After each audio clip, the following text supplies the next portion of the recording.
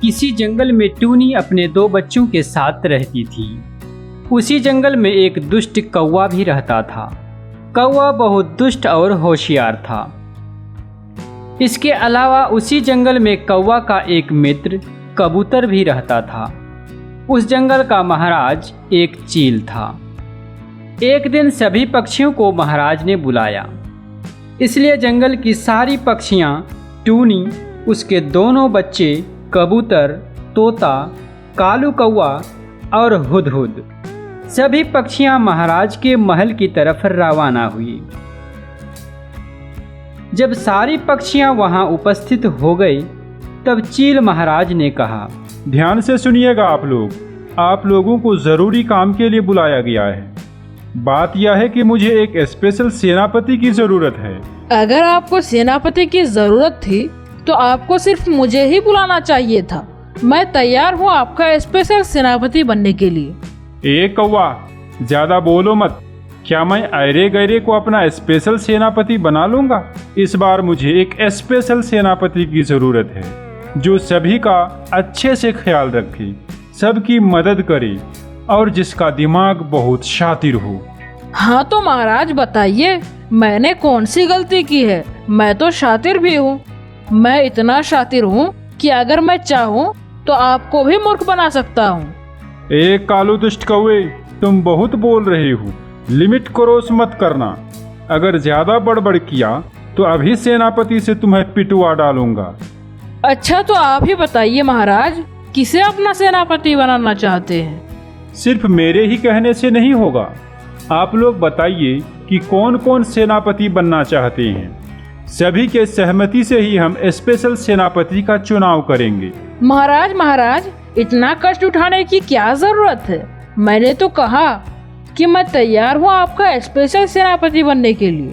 क्या तोते, तुम्हारी क्या राय है? कालू को सेनापति बनाऊं क्या? महाराज, मुझे लगता है कालू को सेनापति बनाना ठीक नहीं रहेगा, क्योंकि कालू सभी पक्षियों के साथ गलत व्यवहार करता है। इसी गलत व्यवहार के कारण ये कितनी बार पकड़ा गया है, ये तो सभी जानते ही है ना। इसलिए मैं कालू को सेनापति के रूप में नहीं देखना चाहता हूँ। महाराज, मेरी भी यही राय है, कालू को सेनापति ना बनाया जाए। कबूतर, तुम क्या कहना चाहते हो?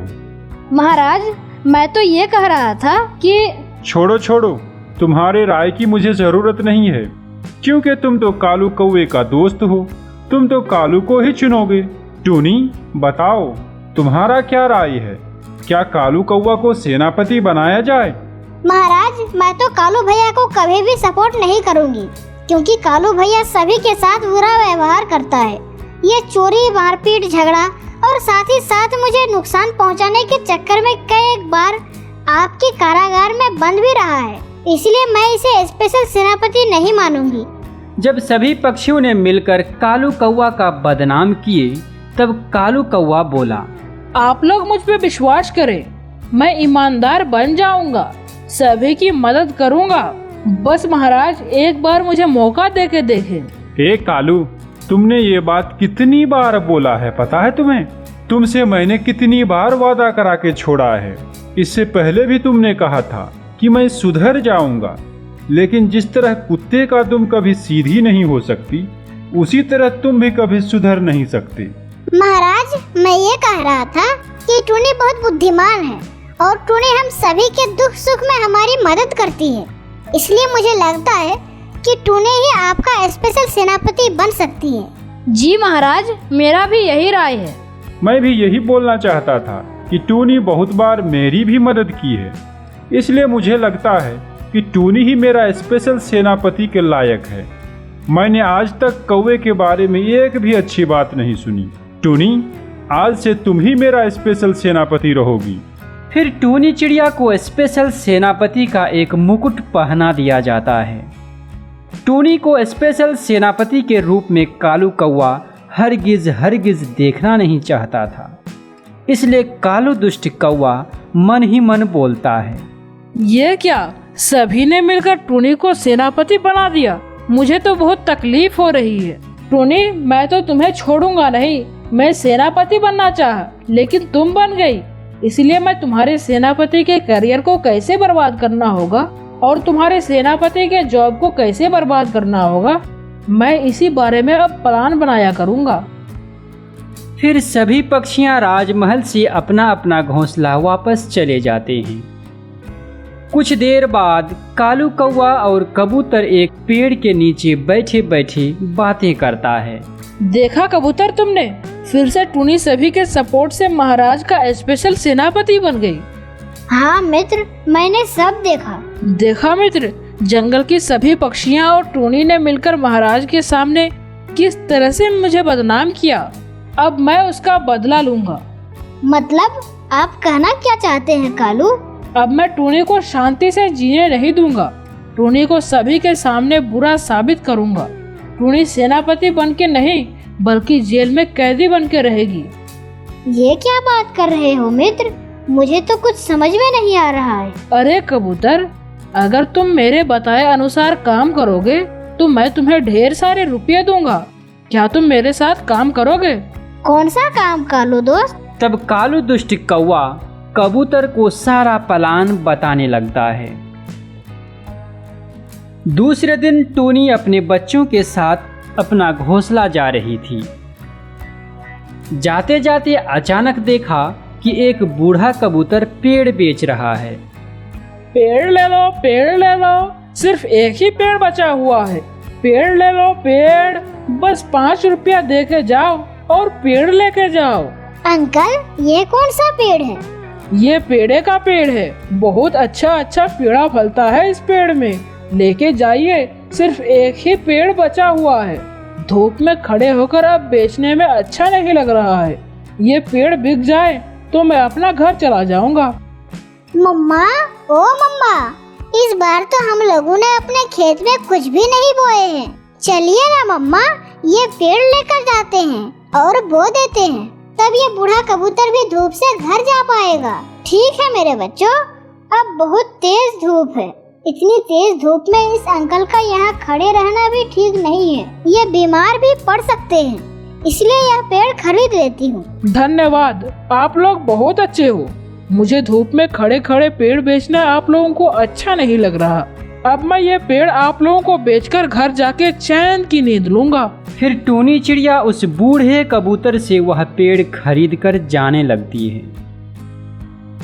और इधर जो बूढ़ा कबूतर टूनी के पास पेड़ बेचा, असल में वह बूढ़ा कबूतर नहीं था, बल्कि वह दुष्ट कौवा का मित्र पलटू कबूतर था।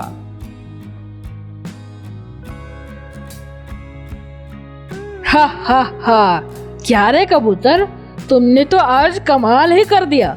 तुमने तो मीठी मीठी बातों से टूनी को पेड़ बेच ही दिया।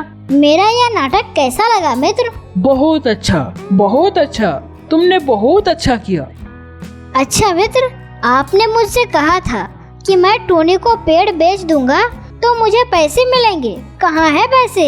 अरे मूर्ख कबूतर, अभी तो बहुत काम बचा हुआ है। जब सारा काम समाप्त हो जाएगा और टूनी की नौकरी चली जाएगी तब तुम्हें ढेर सारे रुपये मिलेंगे। लेकिन मित्र, अभी कौन सा काम बचा हुआ है? अरे बेवकूफ कबूतर, तुमने जो पेड़ टूनी को बेचा है वो रुपया देने वाला पेड़ है। मतलब रुपया का पेड़? रुपया का पेड़ बेचा मतलब? हा हा हा, अरे बेवकूफ, वो छोटा सा पेड़ टूनी अपने खेत में बोकर अपना घोंसला चली जाएगी। फिर कुछ देर बाद हम लोग जाके वह पेड़ उखाड़ लेंगे और एक बड़ा सा पेड़ टूनी के खेत में बो देंगे और उस पेड़ में नकली रुपये लगा देंगे। तब आएगा असली मजा। कैसा मजा? कैसा मजा मित्र? अरे बेवकूफ कबूतर, वो तो समय आने पर पता चल ही जाएगा ना। ठीक है मित्र। इधर टूनी अपने खेत में आकर वह छोटा सा पेड़ बो देती है। फिर वे सभी अपना घर चले जाते हैं। इधर कालू दुष्ट कौवा और कबूतर एक बड़ा सा पेड़ में नकली नोट लगाकर उसे अपने सर में उठाकर टूनी के खेत की तरफ जाता है। फिर कालू के कहने पर कबूतर वह छोटा सा पेड़ टूनी के खेत से उखाड़ देता है और वह बड़ा सा नकली नोट का पेड़ उसी जगह पर बो देता है। फिर वह छोटा सा पेड़ लेकर वह दोनों वहां से चला जाता है। दूसरे दिन टूनी जब महाराज के पास जा रही थी तो उसने देखा कि उसके खेत में एक बड़ा सा पेड़ है और उसमें ढेर सारे नोट फले हुए हैं। अरे ये पेड़ मेरे खेत में कहाँ से आया और इस पेड़ में नोट कहाँ से आया? मुझे तो कुछ समझ में नहीं आ रहा है। कल तो मैंने एक छोटा सा पेड़े का पेड़ बोई थी, वह पेड़ गया कहाँ? तब टूनी को लगा कि उसके खेत में जो नोटों का पेड़ है वह कोई जादुई पेड़ है। पेड़ में नोट देखकर तो लग रहा है कि यह ओरिजिनल नोट है। कुछ रुपये उतारकर बाजार जाके देखती हूँ यह चलता है या नहीं। तब टूनी चिड़िया नोटों की जांच करने के लिए कि यह असली है या नकली कुछ नोट पेड़ से तोड़ लेती है। फिर टूनी वह नोट लेकर बाजार चली जाती है और इधर कालू कौवा और कबूतर फिर उसी पेड़ के पास आ जाता है और वह पेड़ फिर से उखाड़ लेता है और उसे अपने सिर पर उठाकर वहां से चला जाता है। इधर टूनी चिड़िया बाजार आकर तोता से बोलती है, तोते भैया मुझे अपने बच्चों के लिए केले लेना है, ये लीजिए रुपया और केला दे दीजिए। यह कहकर जैसे ही टूनी तोते को रुपया देने के लिए रुपया बढ़ाती है वह रुपया बाल्टी में जा गिरता है। जब तोता बाल्टी से रुपया निकालता है तो वह रुपया पूरी तरह सफ़ेद हो जाता है और बाल्टी में रखा पानी भी रंगीन हो जाता है। अरे ये तो नकली नोट है। टूनी तुम नकली नोट लेकर केला खरीदने आई हो, तुम्हें शर्म नहीं आती? मैं अभी महाराज को तुम्हारी शिकायत करता हूँ। फिर तोता वह रुपया और टूनी को साथ लेकर महाराज के पास जाने लगता है। जब तोता टूनी को लेकर महाराज के पास जा रहा होता है तब कालू कौवा और कबूतर पेड़ के पीछे से छुप छुप कर देखता है। कुछ देर के बाद तोता महाराज के पास पहुंचकर महाराज से बोलता है, देखिए महाराज, टूनी ये नकली नोट लेकर मेरे पास केले खरीदने गई थी। ये क्या बात कर रहे हो तोता? टूनी ने तुम्हें नकली नोट दिया? मतलब क्या टूनी ये बात सच है क्या? महाराज मुझे ये रुपया। उसी समय कालू कौवा और कबूतर राजमहल आ जाता है। क्या रे कालू कौवा और कबूतर, तुम लोग यहाँ क्यों आए हो? मैंने तो तुम लोगों को नहीं बुलाया। तब कालू दुष्ट कौवा महाराज से झूठ बोलता है, महाराज मैंने आपको बहुत दिनों से नहीं देखा था, इसलिए आपको देखने के लिए यहाँ आया हूँ। पर महाराज टूनी और तोता यहाँ क्या करने आए हैं? टूनी नकली नोट के साथ पकड़ी गई, उसे तोता ने यहाँ लेकर आया है, इसलिए मैं टूनी से पूछ रहा हूँ कि ये नकली नोट उसे कहाँ मिला। तब कालू दुष्ट कौवा टूनी को फंसाने के लिए महाराज से कहता है, क्या क्या बात कर रहे हैं महाराज? टूनी नकली नोटों के साथ पकड़ी गई? छी टूनी छी, महाराज ने तुम पर विश्वास करके तुम्हें स्पेशल सेनापति बनाया और तुम इतना बड़ा जॉब करने के बाद भी नकली नोटों का कारोबार कर रही हो। विश्वास कीजिए कालू भैया, ये नकली नोट असल में मेरा नहीं है, इसके पीछे लंबी कहानी है। तुम बोलना क्या चाहती हो टूनी? महाराज कल जब मैं आपके महल से अपना घर जा रही थी तब मैंने एक बूढ़ा कबूतर को पेड़ बेचते हुए देखा, तो मैंने उससे एक पेड़े का पेड़ खरीद लिया और वह पेड़े का पेड़ मैंने अपने खेत में बो दिया। उसके बाद क्या हुआ टूनी? फिर आज सुबह जब मैं आपके महल में आ रही थी तो मैंने देखा कि मेरे खेत में एक ही रात में एक बड़ा नोटों का पेड़ उग गया है और उसमें बहुत सारा नोट भी फला हुआ है, इसीलिए कर दूर फेंक देता है, जिससे गोरी कौवे की हड्डी पसली टूट जाता है। इस कहानी से हमें यह शिक्षा मिलती है कि लालच बुरी बला है।